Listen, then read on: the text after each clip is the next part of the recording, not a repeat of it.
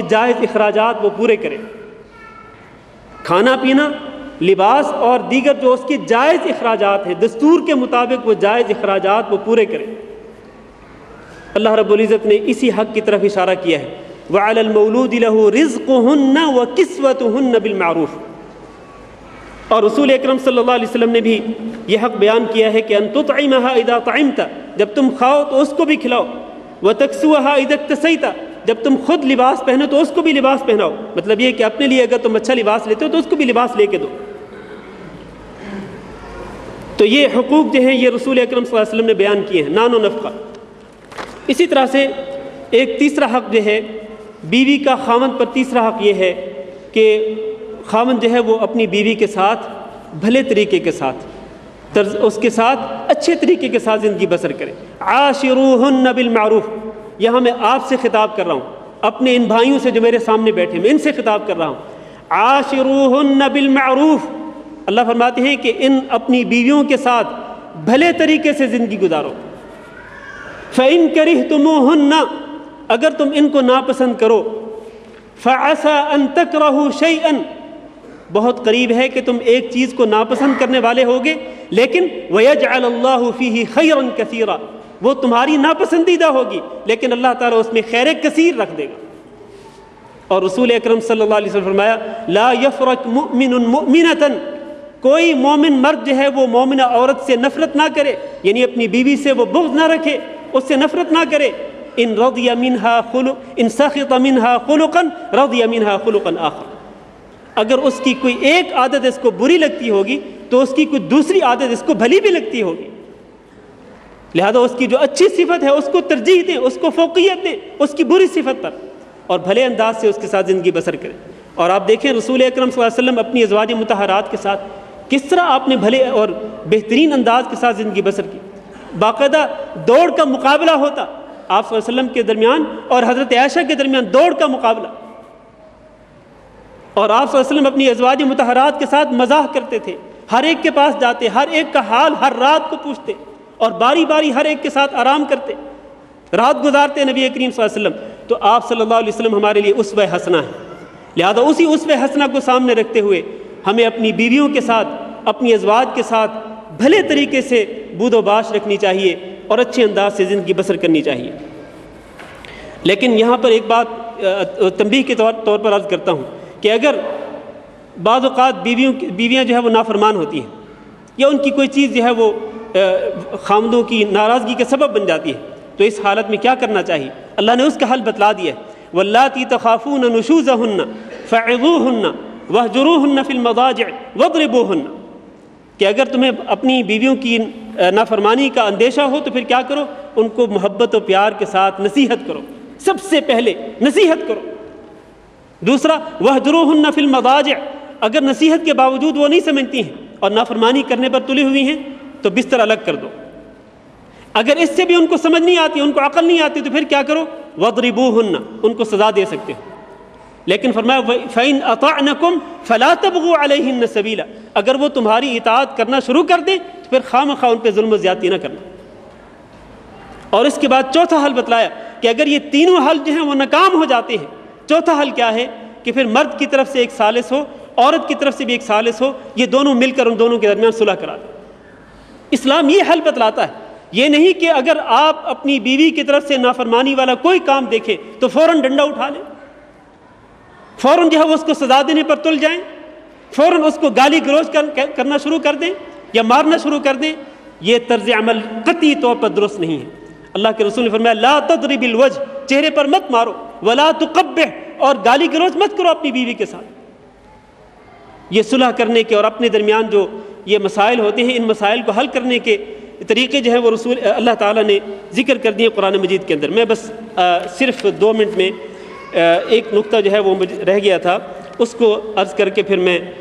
بات ختم کرتا ہوں۔ دیکھیں یہ وہ حقوق تھے جو کہ میں نے ذکر کیے ہیں۔ آخری بات جو ہے، آخری حق جو ہے ایک عورت کا اس کے خاوند پر، وہ یہ ہے کہ اگر عورت یہ محسوس کرے کہ اب اس کی زندگی اس کے خاوند کے ساتھ نہیں گزر سکتی، سارے حل جو ہیں وہ دیکھ لیے گئے، سارے طریقے اپنا لیے گئے، لیکن صلح کے کوئی امکانات نظر نہیں آتے، یا خاوند جو ہے وہ حقوق زوجیت ادا کرنے کے قابل نہیں رہا اور یہ عورت جو ہے وہ اس کے ساتھ نہیں رہ سکتی، تو اللہ تعالیٰ نے اس کا بھی حل بتلایا ہے، عورت کو حق دیا ہے کہ وہ اس سے خلا لے سکتی ہے۔ جس طرح کہ ثابت بن قیس رضی اللہ تعالیٰ عنہ، ان کی بیوی رسول اکرم صلی اللہ علیہ وسلم کے پاس آئی تھیں اور آ کر کے کہا تھا کہ اللہ کے رسول میں اپنے خامند کے ساتھ نہیں رہنا چاہتی ہوں، وجہ بتلائی گئی تو نبی کریم صلی اللہ علیہ وسلم فرمایا کہ کیا تم وہ باغ جو تم نے اپنی خامند سے مہر کے طور پر لیا تھا وہ باغ واپس کرنے کے لیے تیار ہو؟ اتردین علیہ حدیقتہ، کہا ہاں میں وہ باغ واپس کرنے کے لیے تیار ہوں۔ تو رسول اکرم صلی اللہ علیہ وسلم نے ثابت بن قیس کو بلایا اور کہا اپنا باغ واپس لو اور اس کو طلاق دو اور گھر سے فارغ کر دو۔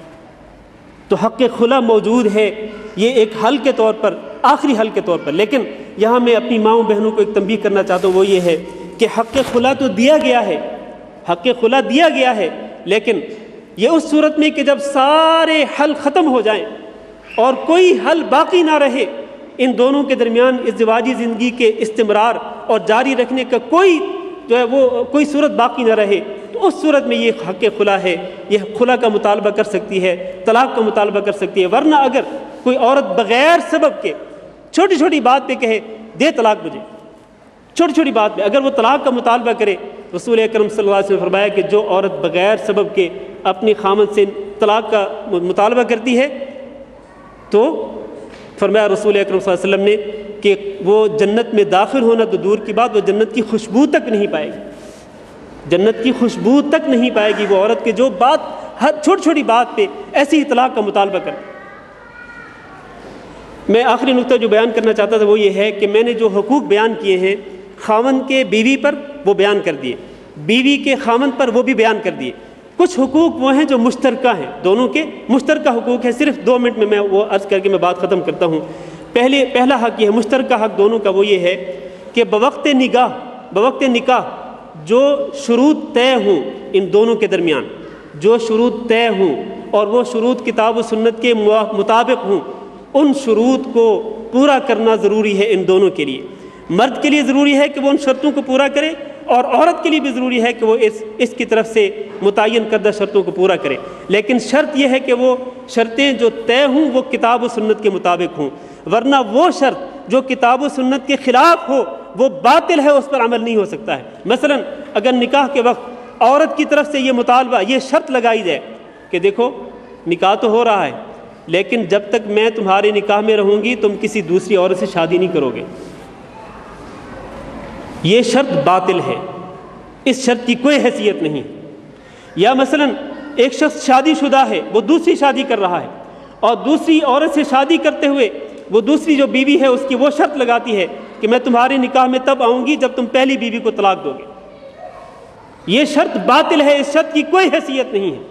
تو وہ شروط جو کتاب اللہ اور سنت رسول کے مطابق ہوں ان شروط کو ادا کرنا، پورا کرنا ضروری ہے، اور یہ مشترکہ حق ہے خامد بیوی کے درمیان۔ دوسرا حق یہ ہے، اللہ رب العزت نے مردوں میں بھی اور عورتوں میں بھی وہ جذبات ودیت کیے ہیں کہ جن کو شہوانی جذبات کہا جاتا ہے، یہ ایک مرد کی اور ایک عورت کی فطری ضرورت ہے۔ ان دونوں کا مشترکہ حق یہ ہے